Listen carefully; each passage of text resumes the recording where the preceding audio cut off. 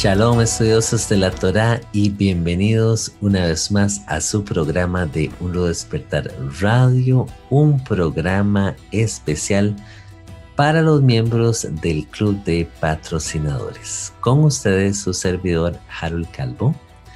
Me acompaña el día de hoy nuestro hermano Miguel Forero, y hoy, hermanos, vamos a estar continuando con la meditación, la reflexión, el estudio del estudio de la Parashá. Esta semana corresponde la Parashá 44, la cual lleva por título Devarim. Devarim, tengo por acá la traducción, que viene siendo las palabras. Ajá. Por ahí vemos el plural, hermano Miguel, que es más diestro en el hebreo, Devarim, esa terminación im, como Elohim, ¿verdad? Qué interesante. El plural de Davar, de la palabra. Y bueno, esta parashá da inicio en Deuteronomio 1:1 y concluye en Deuteronomio 3:22. Tal como ustedes lo escuchan, esta viene siendo la primera parashá del libro de Deuteronomio. Y me encanta, le digo yo al hermano Miguel, que este libro, en sí, el libro de Deuteronomio, viene siendo un hermoso resumen de la Torá, de las palabras de Jehová dadas a su pueblo Israel, un repaso de lo que aprendimos en el desierto para las nuevas generaciones. En esta parashá propiamente, Moisés le recuerda a Israel las promesas de Jehová en Horeb. También se nos menciona el nombramiento de jueces, así como la misión de los 12 espías que habíamos mencionado en parashas anteriores. Vemos también cómo Jehová castiga al pueblo de Israel. Se nos menciona, se nos hace recordar la derrota que el pueblo de Israel sufrió en Horma. También se nos hace recordar sucesos, los años que ellos viven en el desierto, así como también Israel derrota a Sejón y a Og, rey de Basán. Y finalmente recordaremos también cómo Rubén, Gad y la media tribu de Manasés se establecen al oriente del río Jordán. Hermano Miguel, shalom, shalom. ¿Qué tal? ¿Cómo le va? Shalom, muy bien, Harold. Un saludo para todos también. Y bueno, yo quisiera comenzar hablando un poquito de la palabra Deuteronomio, porque tú hablaste de la palabra hebrea Devarim, el plural de Davar, pero lo conocemos todos como Deuteronomio, y uno siempre dice esa palabra tan rara de dónde viene, porque no es propia del español, ¿cierto? Esa palabra está formada por dos expresiones griegas, deutero, que significa el que sigue, puede ser también inferior o segundo en calidad, segunda clase, llamémoslo así. Y nomos, deutero, y nomos, ley. Entonces, significa como segunda ley. Es como la segunda vez que se va a hablar de aquello que se ha venido hablando en los libros anteriores. Y básicamente tiene tres discursos de Moshe. El primero del capítulo 1:1 al 4:40, un segundo discurso del capítulo 5:1 al 29:1 y un tercer discurso del 29:2 al 30:20.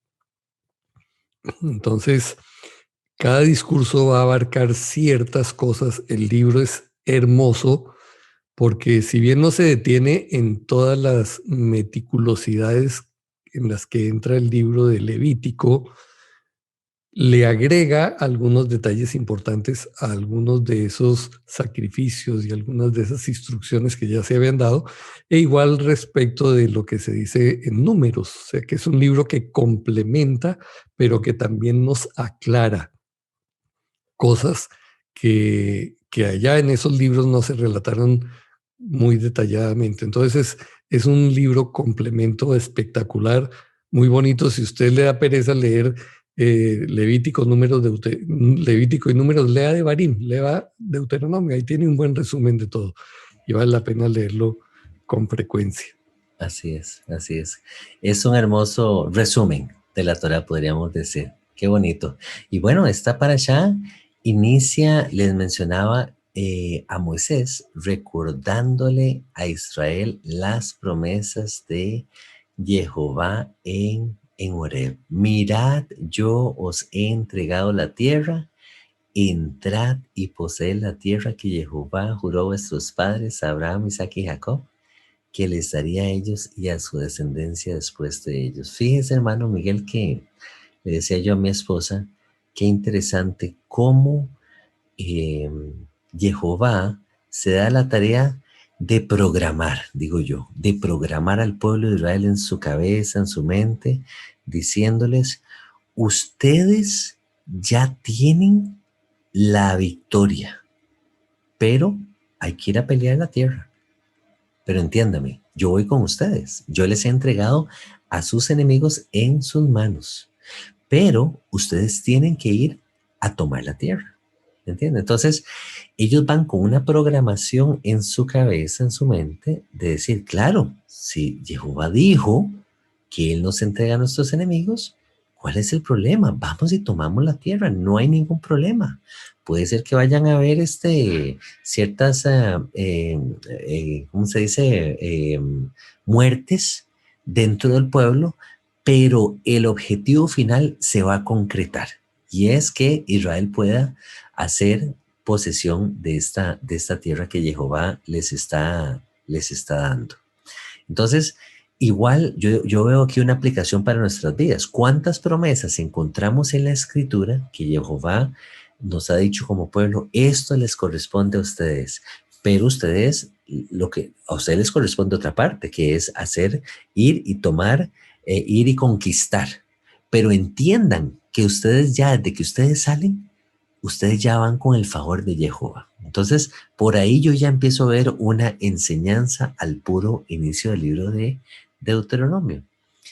Y a medida que vamos avanzando, mano Miguel, veo por acá el tema del nombramiento de los jueces.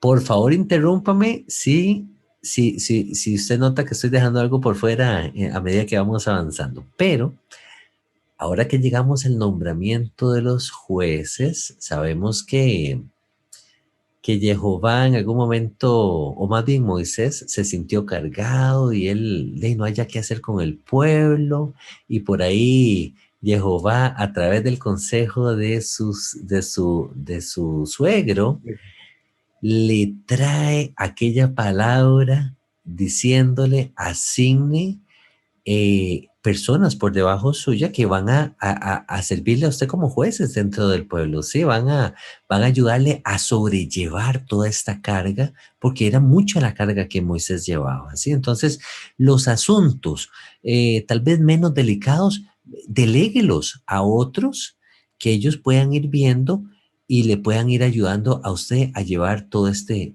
peso de este pueblo. Entonces, esto le pareció muy sabio a Moisés. Y de aquí surge una frase muy interesante, mano Miguel, que me la encuentro en el pasaje número 10 de ese mismo capítulo 1, que dice de la siguiente manera: Jehová vuestro Dios os ha multiplicado, y he aquí hoy vosotros sois como las estrellas del cielo en multitud. Qué bonito. Encontré esto inmediatamente en mi cabeza cuando empiezo a ver estas palabras. Hace el asocia nuevamente las palabras dadas a Abraham en el Génesis, ¿sí?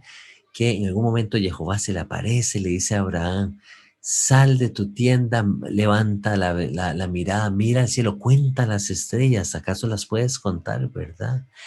Esa palabra que nace del Génesis, Abraham viendo los cielos, viendo las estrellas, aquel firmamento tan hermoso, pero ¿qué es esto? ¿Qué? aquí estamos viendo este cumplimiento, ¿sí? Hoy vosotros sois como las estrellas del cielo, se está dando ese cumplimiento que Abraham no vio necesariamente con sus ojos, pero el pueblo de Israel vino a cumplir con esa promesa, dando a entender que Jehová, su palabra permanece para siempre, que su palabra se cumple, ¿sí? Ese es un aspecto. Y el otro aspecto, y le paso la palabra, hermano Miguel, es aquel sueño de José. Me hizo recordar aquel sueño de José, que él mira cómo incluso las estrellas, se nos dice que el sol, la luna y las estrellas se inclinaban delante de él, ¿verdad? Qué bonito, qué interesante, cómo aquí en Deuteronomio vuelve a surgir ese tema de las famosas estrellas del cielo. Hermano Miguel. Sí, respecto de la organización de los ancianos, hay dos etapas que a veces pasan desapercibidas. La primera es esta que mencionó Harold, respecto del suegro de Moshe, cuando está en puro al comienzo, que él está todo agotado allí. Y él viene y le sugiere entonces que nombren jueces de esa manera, que nombren personas, ¿no? Por grupos de 50, de 10, etcétera. Pero luego en números 11, 16, Jehová le dice a Moshe, reúneme a 70 varones de los ancianos de Israel. O sea, esta es otra etapa. Ya aquella organización que le había dado Yetro, parece que era muchísima gente que había, Jehová la cambia por otra. Aquí es donde se nombran ya 70 varones que van a ser los jueces, que es lo que va a dar lugar a lo que conocemos como el Sanedrín, que va a ser el cuerpo de legisladores que va a estar aún en la época de Yeshua, ¿sí? El Sanedrín entonces son estos varones, no necesariamente son de la tribu de Leví, son ancianos de las diferentes tribus. No sabemos en el momento de Yeshua cómo estaban elegidos aquellos, porque sabemos que no estaban sino oficialmente las dos tribus de Judá y Benjamín. Las otras estaban en la dispersión, pero había un Sanedrín allí. Entonces, ese detalle es importante porque el Padre protege al pueblo y protege a la gente que ejerce autoridad, no dejando que ese poder se concentre en uno solo. Ya nosotros mismos hoy estamos viendo el riesgo de que una sola persona concentre toda la autoridad, que es lo que está sucediendo en muchos países. Los presidentes ya se atribuyen entonces el derecho de dar órdenes ejecutivas, de legislar, cosa que es del Senado, se pasan por arriba a todo el mundo y se vuelven dictadores. ¿Sí? Jehová quería proteger al pueblo de eso y por eso estableció un Sanedrín. Qué gran sabiduría. Nuevamente vemos la sabiduría del Altísimo operando. Y bueno, vemos a esos jueces, como usted muy bien mencionaba, aligerando esa carga para Moisés, ¿verdad?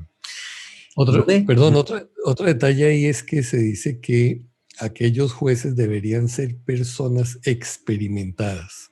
Normalmente no eran personas novatas que podían ser muy brillantes, muy inteligentes, pero no, es que la experiencia es lo que da la sabiduría. Puede que usted tenga el conocimiento que adquiere en una academia, pero la sabiduría es la manera como va a manejar ese conocimiento y eso se adquiere con los años. Por eso, cuando usted mira, por ejemplo, la gente que integra la Corte Suprema aquí en los Estados Unidos, son gente muy mayor toda, porque hay gente que ya ha pasado por diferentes estratos, diferentes experiencias de legislaciones, de jueces de otras áreas, localidades, y entonces ya se vuelven unas personas mucho más sosegadas, más equilibradas para hacer los juicios pertinentes. Entonces, muy importante por eso que nosotros aprendamos también a consultar a los mayores.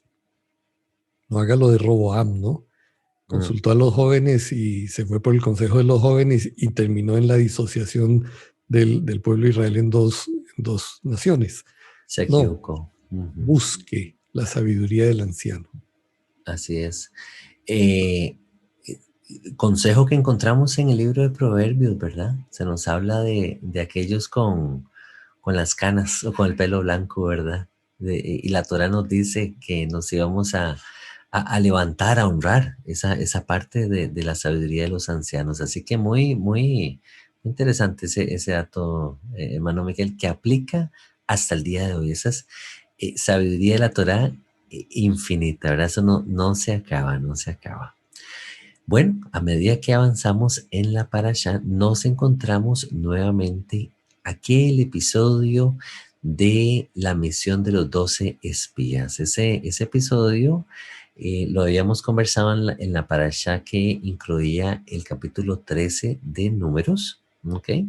Y recordábamos cómo, pues, Moisés mandó a estos 12 espías porque ya Jehová, y lo habíamos mencionado antes, Jehová ya les había dicho cuál era la expectativa de esa tierra. Y se nos dice en el libro de Éxodo que iba a ser una tierra buena, una tierra próspera, donde iba a fluir leche y miel.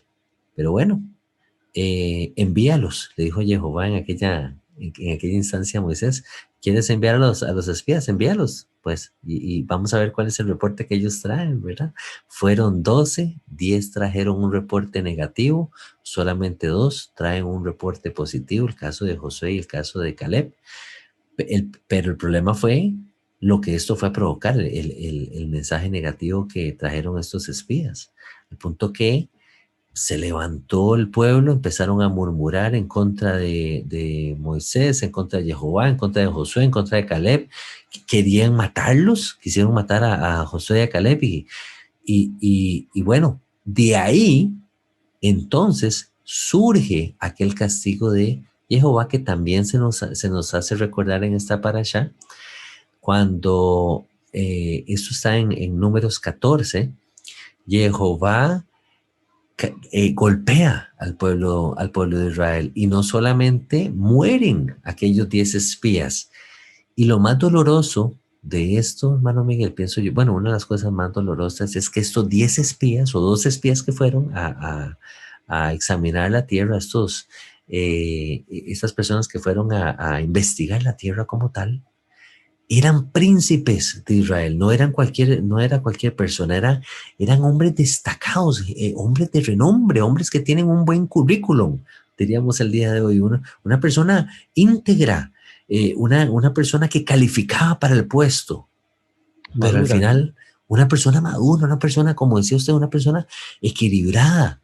Pero al final, ese no fue el testimonio que ellos trajeron. Más bien se vieron intimidados, vieron a personas más grandes, gigantes, y vieron las condiciones, olvidaron las palabras de Jehová que les había dicho: ustedes van a entrar, yo les he entregado sus enemigos en sus manos.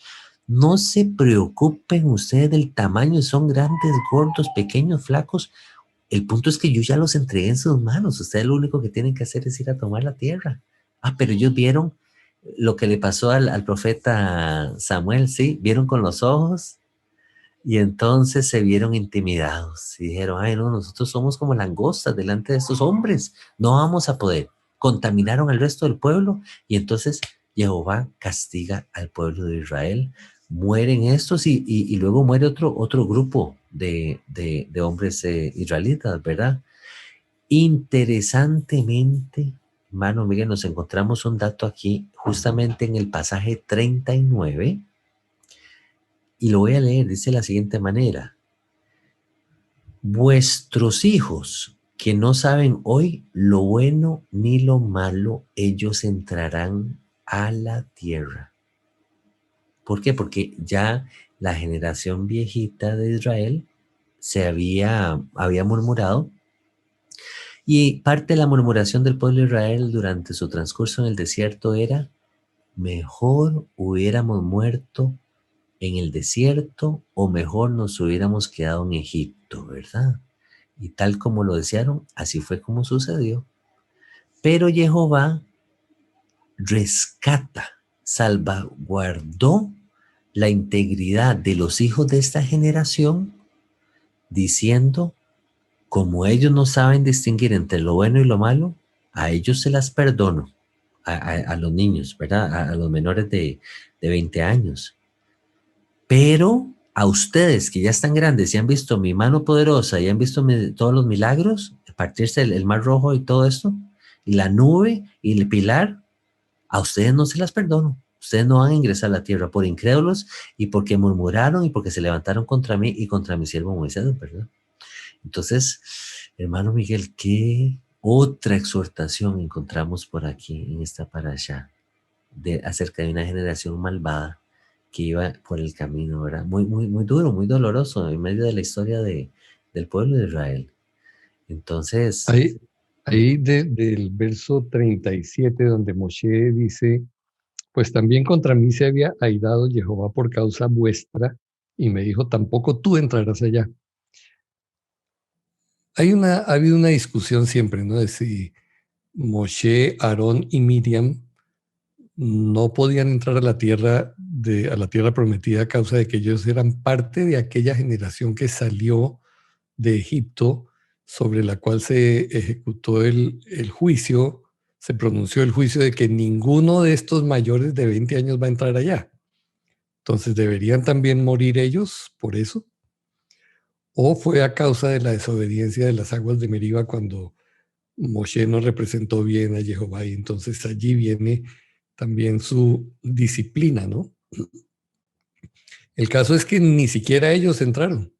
Realmente los que vinieron a entrar fueron los muchachitos, aquellos que tú estás mencionando, que eran niños a los 20 años, hasta los 20 consideraban muy jóvenes todavía, y a esos fue que les correspondió entrar y tomar la herencia, ¿no? una generación nueva que venía con una mente renovada, ¿sí? A diferencia de esta generación que ya venía, ¿cómo decirle? Venía manchada, la mente de ellos ya no venía reprobada, lamentablemente. Sí, venía contaminada. Contaminada. Entonces, el asunto aquí es bien interesante porque dice uno, bueno, uno esperaría que la generación nueva no exhiba las mismas cosas que la anterior porque aprendió de los errores de ellos, pero no, lo vemos en nuestra propia experiencia también. Nosotros cuando conocimos al Señor muy jóvenes y pensamos, bueno, nuestros hijos que van a crecer en el Evangelio, conociéndolo desde pequeñitos, ellos van a estar blindados y van a hacer todas las decisiones correctas. Y resulta que no, por múltiples razones, porque seguimos metidos en una cultura que está inmersa en la injusticia, porque nosotros mismos fallamos en modelar adecuadamente, porque no conocíamos que era muy importante inculcar estas palabras cuando salgas, cuando te sientes, cuando te levantes, y tan solo les enseñamos quizás las historias de Noé y del burro que habló y de todo esto, y no pasaron de ser más de aquellas cosas, cuando se debería haber enseñado la Torá. Ustedes saben que una cosa que me impacta mucho es que los judíos ortodoxos, el primer libro que le enseñan a sus niños desde los 3 años es Levítico. El libro de Levítico. Y uno diría, pero ¿cómo? ¿Cómo le vas a enseñar ese libro a un niño tan chiquito?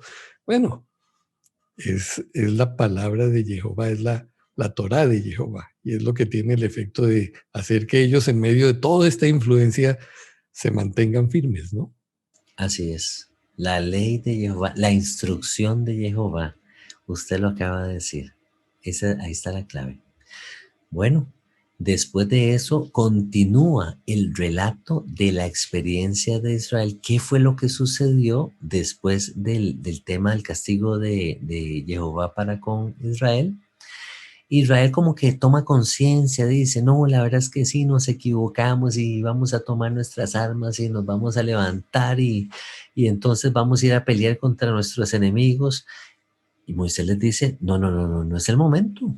Ustedes se equivocaron. Si ustedes van a pelear ahora, sepan que Jehová no va con ustedes, nosotros no vamos a ir, el arca del pacto tampoco va a ir, no vayan porque van a perecer. No, es que nosotros, la verdad es que ya recapacitamos y vamos a ir. Fueron derrotados en Horma, al punto que queda registrado aquí mismo en el relato de esta parasha, ¿verdad? Tremenda la derrota que sufre una gran parte del pueblo de Israel que decidió subir, a pesar de que Jehová les había dicho por su siervo Moisés, no suban ni vayan a pelear porque yo no voy a estar en medio de ustedes. Ellos metieron cabeza, fueron cabezaduras y perdieron, ¿verdad? Ellos se vieron nuevamente diezmados.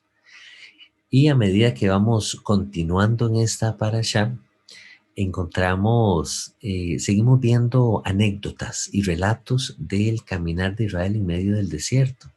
Y hay una frase que destaco yo aquí, hermano Miguel, que dice de la siguiente manera: estos 40 años que el pueblo ha ido caminando, ¿sí?, por el desierto, Jehová tu Dios ha estado contigo y nada te ha faltado. Qué bonito, ¿verdad? Nada te ha faltado. El problema de Israel fue que no estaba contento, como dice el último mandamiento. Esté contento con lo que usted tiene. Sea agradecido con lo que usted tiene. Porque ellos siempre buscaron el puntito negro en la manta blanca, ¿verdad? Ah, es que nos hace falta esto. Pero si Jehová les dio alimento, Jehová les dio agua a beber de la peña. Ah, es que no comemos como comíamos allá las sopas de cebolla, ¿verdad? En Egipto. Pero señores, o sea, están sobreviviendo, están saliendo de la esclavitud, están yendo a una tierra prometida. No, es que no estamos contentos. Entonces, ¿qué problema, hermano Miguel? Y lo mismo nos ocurre a nosotros, pienso yo, ¿verdad? En aplicación personal. Estamos buscando ver cómo murmuramos por lo que no tenemos en lugar de estar agradecidos por lo que Jehová ha provisto. Uh-huh. Y luego, más adelante, hay una palabra aquí que también destaqué, cerrando ese episodio de los años en el desierto, se nos dice que, el versículo 25, hoy comenzaré a poner tu temor y tu espanto sobre los pueblos debajo de todo el cielo, los cuales oirán tu fama y temblarán y se angustiarán delante de ti. Hermano Miguel, me llama mucho la atención esta frase, ya que me atrevo a decir que así es hasta el día de hoy. Meterse con Israel es meterse contra Jehová, y la gente lo sabe, las naciones lo saben. Siento que la gente tiene ese temor para con el pueblo de Israel, y la gente sabe en su entendimiento que el que toca a Israel está tocando la niña de sus ojos, ¿verdad? Entonces me llama la atención cómo estas palabras todavía hasta el día de hoy retumban. Todas esa fama que tiene el pueblo de Israel, a pesar de ser una nación tan pequeña, tan sufrida, tan diezmada, las naciones manejan cierto temor para con el pueblo de Israel. Incluso en el cristianismo se ve de esta manera. ¿Cómo lo mira usted, hermano Miguel? Sí, estaba haciendo memoria de las cosas que han sucedido cada vez que las Naciones Unidas se han propuesto hacer acuerdos de paz para ceder la tierra de Israel y dividir el país. Y normalmente cuando eso ha sucedido y Estados Unidos, por ejemplo, ha estado a la cabeza de esos acuerdos, cuando Bill Clinton y otros más, Michael tiene varios programas donde habla sobre eso, se presentaron situaciones terribles en la parte financiera aquí en Estados Unidos, y luego hubo situaciones con los huracanes que sucedieron inmediatamente después de tomar o de firmar esos acuerdos. Y Michael pues lo interpreta como que, mire, cada vez que, porque no es coincidencia, ¿no? Cada vez que se ha firmado un acuerdo de esos, mire lo que pasó en la siguiente semana aquí. Entonces, es evidente que el Padre sí tiene un plan y un cuidado especial con la nación de Israel, y en ese momento con quienes nos consideramos Israel, que estamos en la dispersión también. El Padre nos conoce por nombre. Él sabe quiénes somos.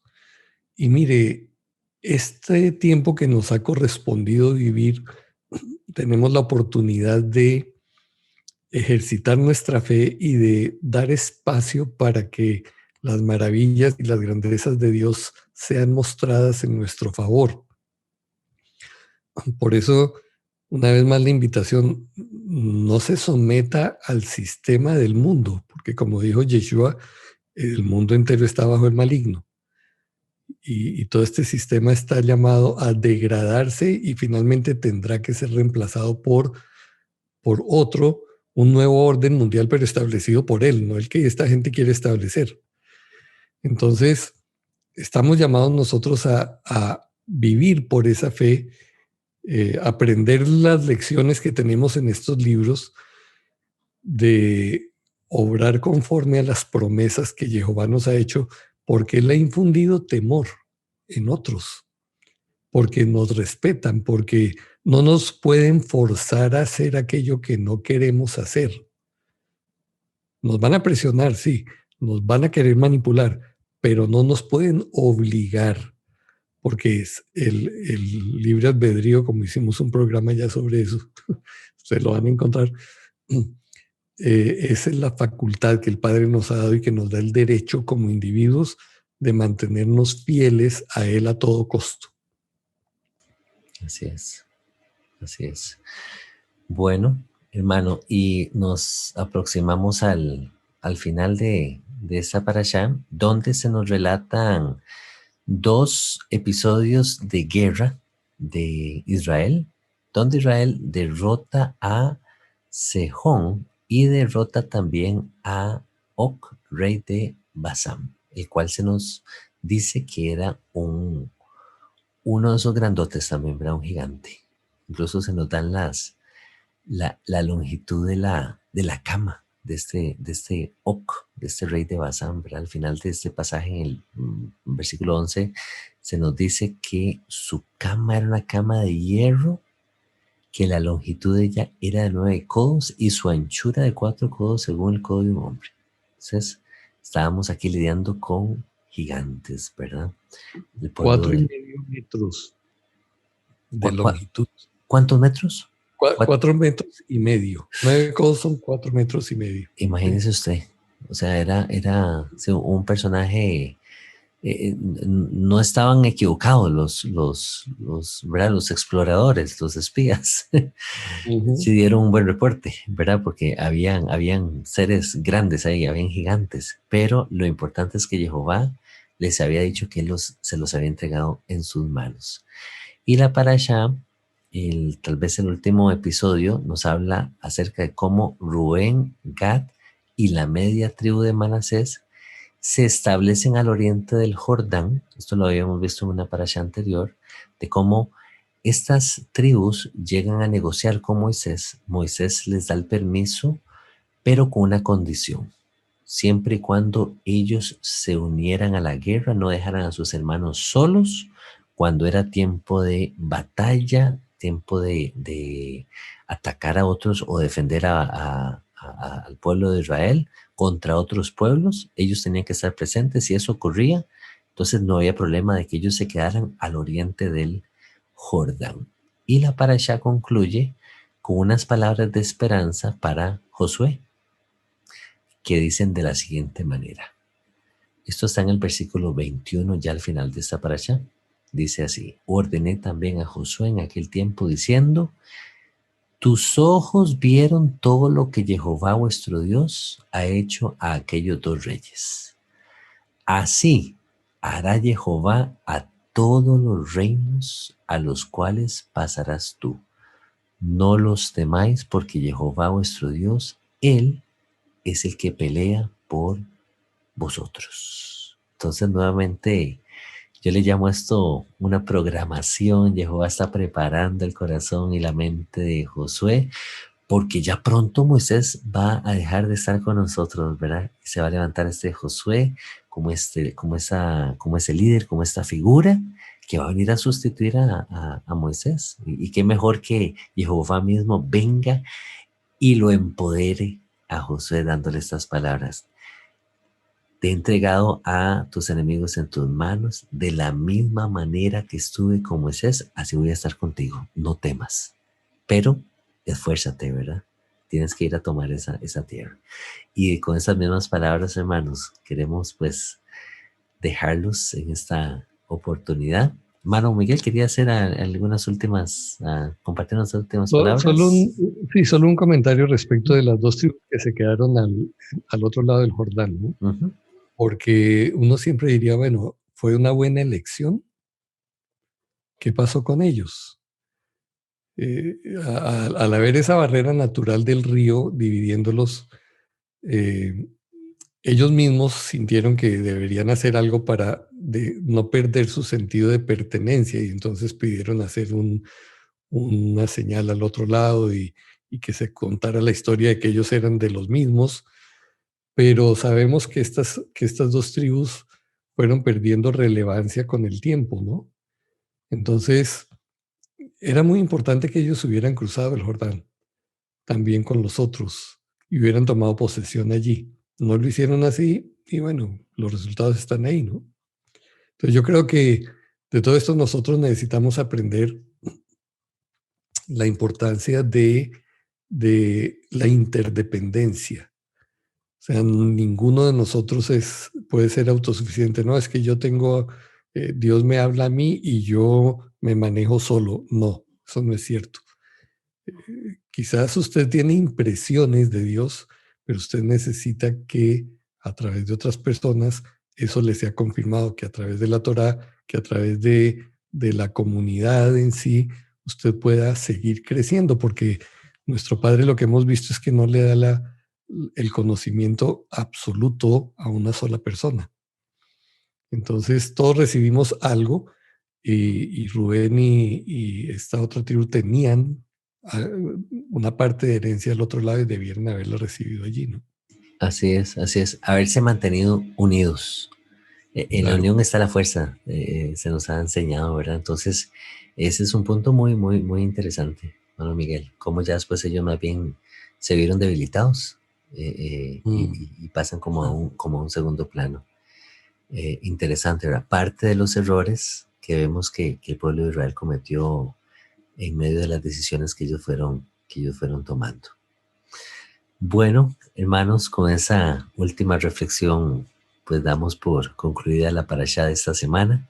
Esperamos haya sido de bendición para sus vidas y que podamos realmente aplicar las enseñanzas que encontramos en esta su palabra. Así que muchas gracias, hermano Miguel, siempre por traer esas palabras de consejo, esa palabra de exhortación y de luz que nos ayuda y nos edifica semana a semana.